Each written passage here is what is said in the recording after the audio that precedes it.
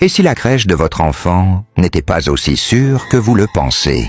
Cette histoire vous montrera pourquoi il ne faut jamais laisser vos enfants dans une crèche.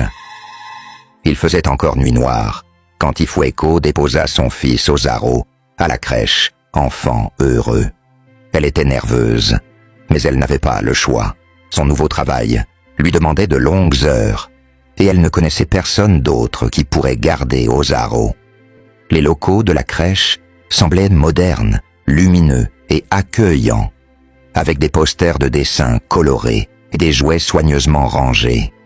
La directrice, une femme d'âge moyen, nommée Madame Idia, la rassura d'un sourire chaleureux. Ifueko se sentit un peu plus tranquille, mais elle ne savait pas que cette crèche cachait des secrets sombres. Le premier signe que quelque chose n'allait pas se manifesta lorsqu'Ifueko remarqua des changements dans le comportement de son fils. Ozaru, d'habitude si joyeux, devint silencieux et replié sur lui-même. Il ne souriait plus en rentrant de la crèche et semblait même effrayé à la vue de certains jouets, en particulier une peluche bleue en forme de singe que Madame Idia avait l'habitude de lui donner.